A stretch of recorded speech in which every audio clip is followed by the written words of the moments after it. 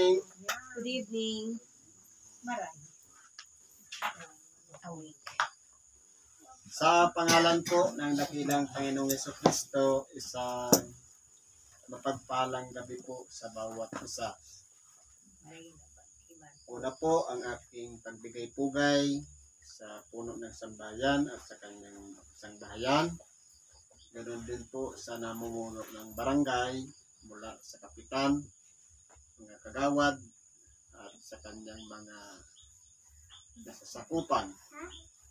At ganoon din po, magandang gabi sa mga kapatid ko sa laman, sa mga nandito po nakikiisa, nagpupuyat, nagtsatsaga sa ating gawain para tayo ay makarinig ng tinatawag na pagpapahayag ng salita ng Diyos.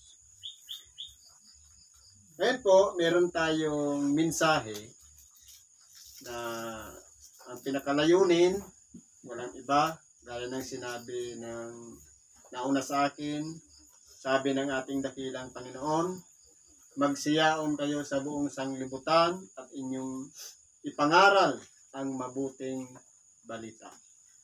Ang kasunod po nun, ang sinumang sumampalataya at mabautismuhan ay maliligtas. Subalit ang hindi, parurusahan.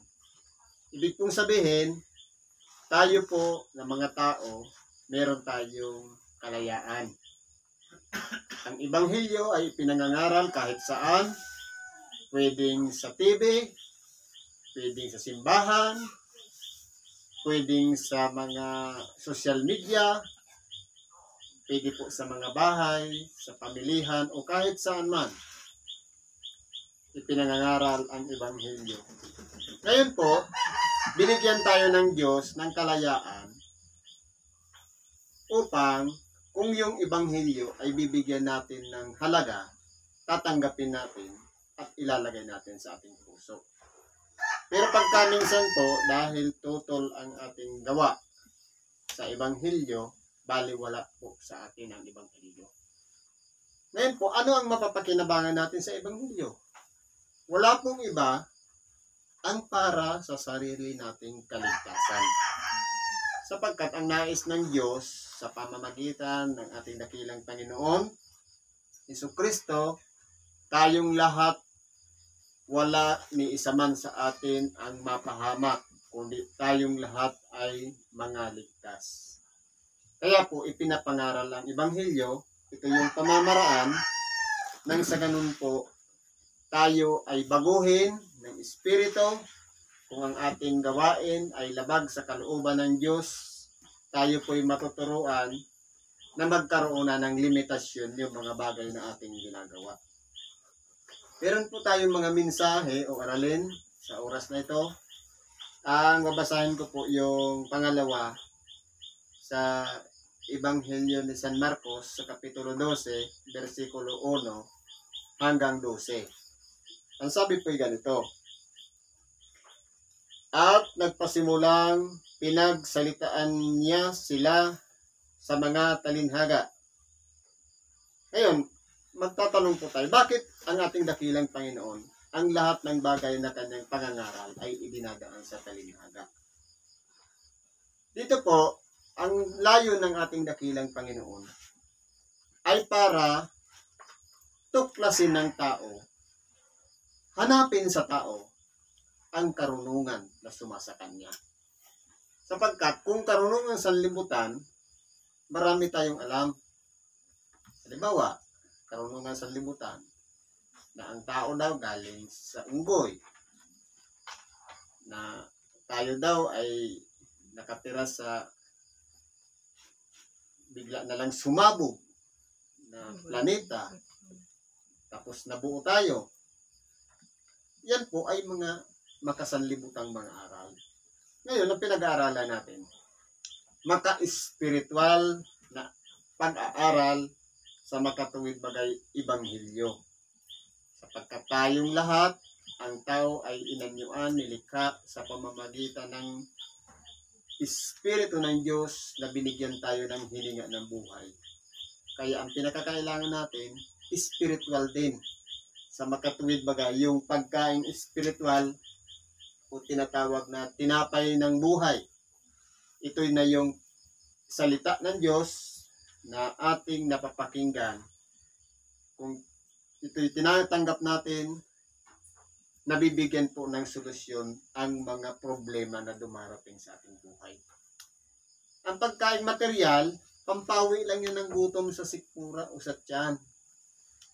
Pero yung pagkain espiritual, panglunas yan sa mga espiritual na karamdaman. Lalong-lalo na yung pagkagutom natin o pagkauhaw sa ebanghelyo ng Diyos na ito ang pamamaraan upang dapat malaman natin at tuklasin natin na ito ang pinakamahalaga sa lahat ng pagkain.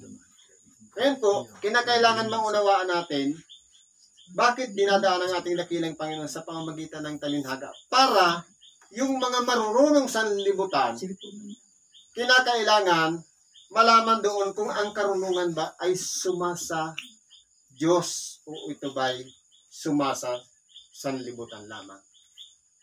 Ngayon po, ano ang talinhagang sinasabi? Nagtanim ang isang tao ng isang ubasan at binakuran ng mga buhay na punong kahoy at humukay roon ng isang pisaan ng ubas at nagtayo ng isang bantayan at pinagkatiwala iyon sa mga magsasaka at napasa ibang lupain. Kung titingnan po natin, dito sa bagay na ito, naisipin unawa ng ating dakilang Panginoon kung papaano niya itinatag, itinayo ang isang kalagayan magmula nung likhain ang sanglibutan. Magmula nang piliin ang mga lahi mula kay Adan hanggang kay Jacob, iningatan yun ng Diyos hanggang sa sila'y dumami. Hindi po hinayaan ng Diyos na sila ay mapahiwalay.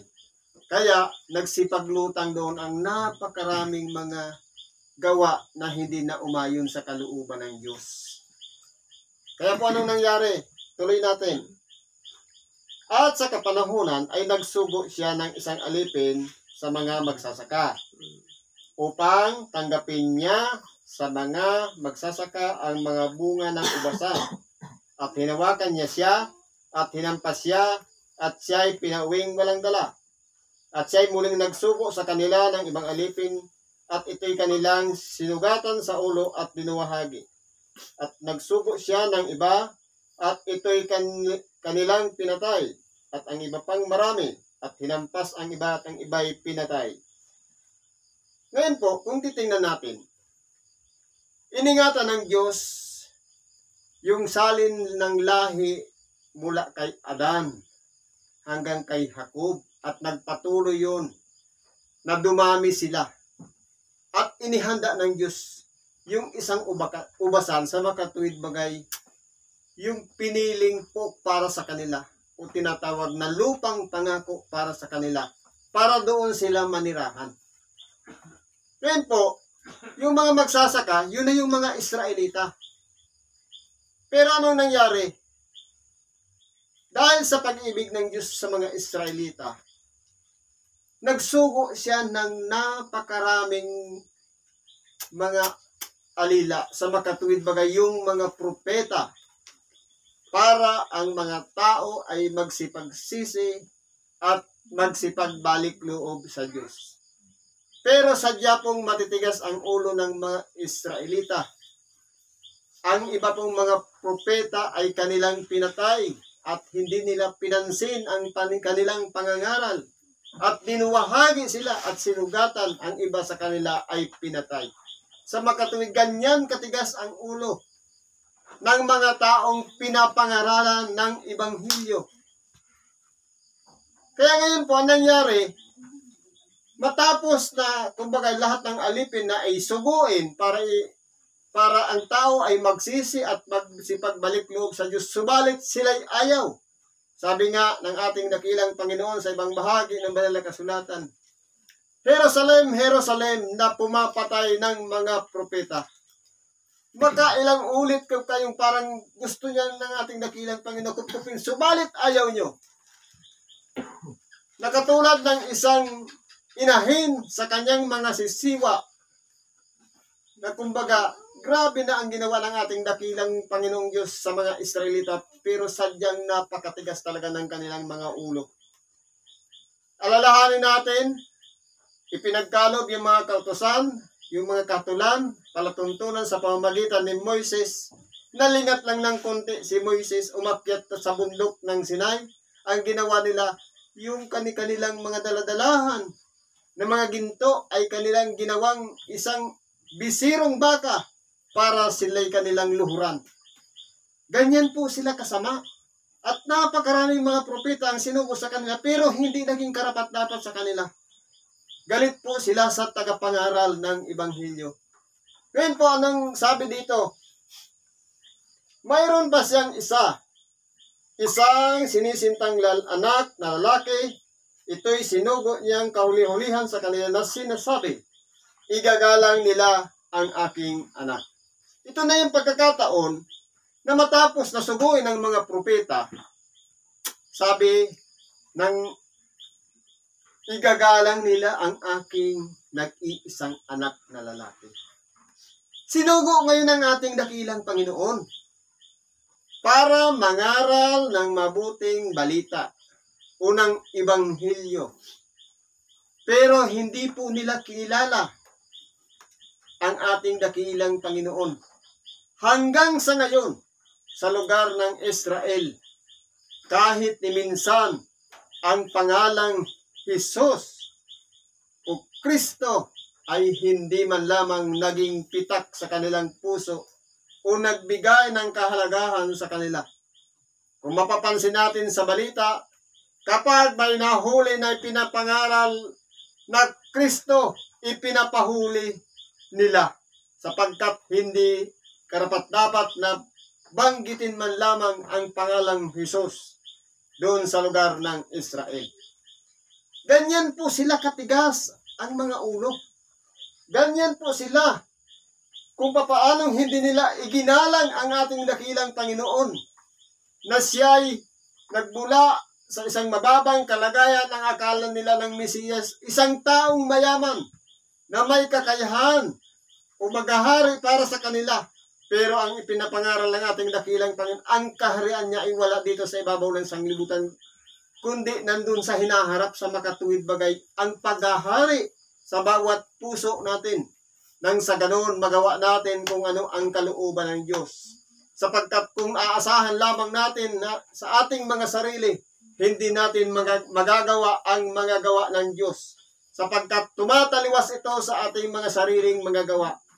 Totoo po, madali lang magsabi, nagsisisi ako, magbabago na ako. Pero minsan, hindi pa rin sumusunod ang ating mga gawa. Nagiging sinungaling lang tayo sa harap ng Diyos. Hanggang po sa ngayon. Kaya ano po nangyari? Datapot ang mga magsasakang yaon ay nangagsang usapan. Ito ang tagapagmana. Halikayo, atin siyang patayin at magiging atin ang mana. Ganyan po ang ginawa sa ating dakilang Panginoon. Sila'y pinatay nila. Pinaratangan na mas higit pa na mahalaga sa kanila ang isang tulisan.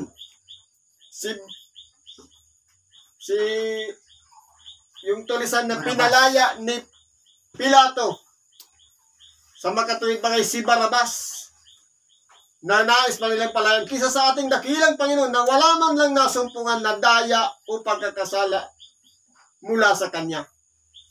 Ganyan po ang tao kung tumingin. Tinitingnan nila kung ano yung panig sa kanila sapagkat umaayon sa kanila.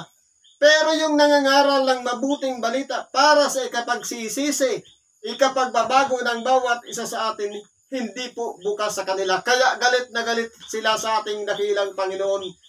Maraming ulit na sila'y gumawa ng paraan para siya'y hulihin. Naroon na hinahanap nila sa pamamagitan na magkamali man lang ang ating dakilang Panginoon sa kanyang pagsalita. Naroon na hinahanapan siya ng butas sa mga bagay na ginagawang halimbawa para sa kanila. Subalit, ang ating dakilang Panginoon, natatalos ang kanilang mga pag-iisip, na ang kanilang layunin walang iba para mahanapan ang ating dakilang Panginoon. Nagpagkakataon na hulihin nila, pero hindi po nila magawa. Hanggang dumating ang taktang panahon na alam na o talos na ng ating dakilang Panginoon mangyayari sa Kanya, na iaalay niya ang Kanyang buhay alang-alang sa bawat isa. Ang akala po ng mga eskribas, mga Pariseo, ng mga Hudyo, at ganon din ng mga Romano, nagtagumpay sila sapagkat kanilang maipapapatay ang ating dakilang Panginoong Hesukristo. Kaya umasa sila na ang mana ay mapapasa kanila. Yan po ang naisip nila. Ngayon po anong sinasabi dito? At siya'y kanilang hinawakan at siya'y pinatay at tinaboy sa labas ng ubasan.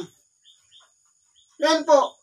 Dahil po sa pagdanasa nila na ayaw nilang baguhin ang kanilang mga sarili, pinalabas ang ating dakilang Panginoon doon sa Jerusalem at doon siya pinatay sa bundok ng Golgota sapagkat hindi po naging karapat-dapat para sa kanila ang ating dakilang Panginoon Hesukristo. Ano pong kasunod? Ang tanong, ano nga kaya ang gagawin ng Panginoon ng ubasan? Siya ay paroroon at pupuksain ang mga magsasaka at ibibigay ang ubasan sa mga iba. Sa makatuwid, darating ang panahon, huhukuman yung mga tao na hindi tumanggap o nagkaila sa ating dakilang Panginoong Hesukristo. At ang paghahari ng Diyos ay aalisin sa kanila. Sabi nga sa ibang bahagi ng banal na kasulatan, yung ulibong ligaw na idudugtong sa tunay na puno ng ulibo.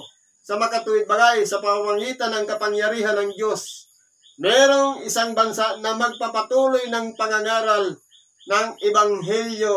Sa makatuwid bagay, kikilalanin ng husto ang Kristo na hindi kinilala ng mga Israelita. Na iyon ang sinasabi dito na ibibigay sa iba ang pamamahala para ang pangangaral ng Ebanghelyo ay maipagpatuloy ng sa ganon. Kung ang hindi ginawa ng mga Israelita na binaliwala nila ang Ebanghelyong ipinangangaral ng mga propeta, maging ng ating dakilang Panginoon.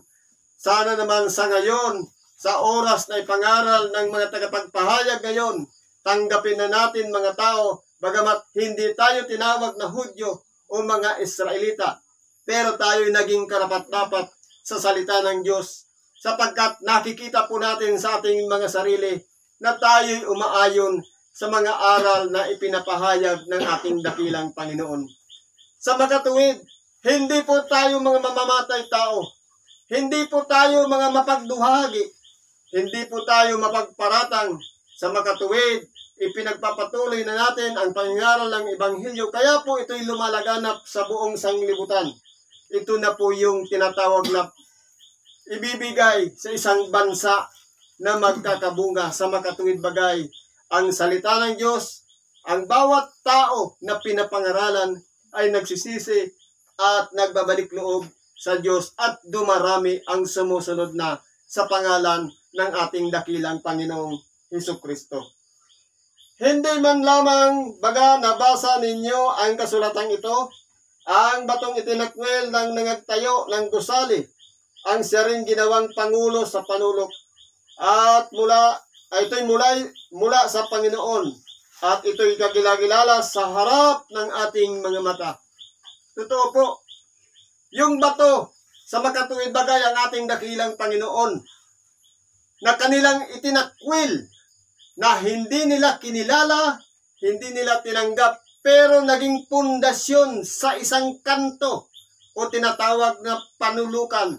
Sa makatuwid bagay ang ating dakilang Panginoon na kung tayo pong nakikinig at sumusunod at sumasampalataya sa Kanya, kung ang ating iaasa ang ating pananampalataya na nakakabit doon sa batong yaon, sa makatuwid bagay, kung ang pundasyon ng ating pananampalataya sa ibabaw ng batong yaon sa makatuwid bagay si Kristo, tunay nga na hindi po tayo magagapi o matatalo ng ano-ano pa mang mga pagsubok na dumarating sa ating buhay sapagkat kasama natin si Kristo na gumagawa sa atin. at siya naman ay nandidiyan para sa atin, para ipagtanggol tayo at tulungan tayo sa lahat ng mga dumarating na mga problema sa ating buhay. Kaya po, kung pag-aaralan natin, si Kristo lang ang tanging pag-asa ng bawat isa sa atin, tao man o espiritu, anuman ang kalagayan, mula sa mahal na hari, mahal na reyna, mahal na mga prinsipe at prinsesa, sa mga duke, dukesa, at sa iba pang mga ministro at kahari, sa ilalim ng karne, sa magkatuwid bagay, mga punong gwardya o gwardya, lahat po tayong lahat ay kinakailangan magpasakop sa Ebanghelyo sa makatuwid bagay. Ipinangangaral ang Ebanghelyo hindi lamang sa mga tao, kundi bagkus naman sa mga espiritu, sapagkat ang ating dakilang Panginoon din, matapos na siya'y mamatay sa krus, siya'y nanaog sa kalaliman at nangaral sa mga espiritong nasa bilangguan. Kaya po, nasa atin po ang kalayaan kung ito'y tatanggapin natin o hindi.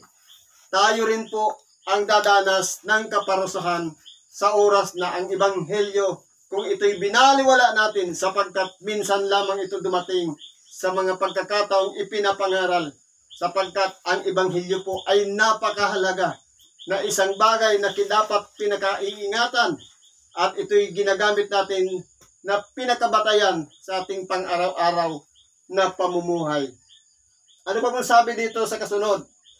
At pinagsikapan nilang hulihin siya, at sila'y natakot sa karamihan sapagkat kanilang napaghalata na kanyang sinilta ang talinghaga laban sa kanila, at siya'y iniwan nila at nagsialis. Ganyan po ang nangyari.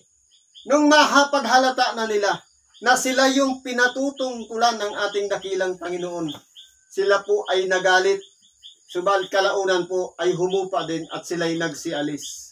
Ganyan po ang mga ugali ng Israelita. Bagamat sinasabi, hindi tayo Israelita, tayo man o hintil, lahat tayo ay bukas ang dapat ang ating pag-iisip sa pagtanggap ng Ebanghelyo. Sapagkat ito po ang magiging daladala natin hanggang sa ikalawang buhay, na kinakailangan mag-iingat na tayo sa ating sarili sa pagsunod sa pamamagitan ng bawat gawa na ginagawa natin sa pang-araw-araw. Dapat ito'y nakabatay lahat sa Ebanghelyo ating pakinggan. Yan lang po muna natin. Salamat at pagpalain tayo ng Diyos.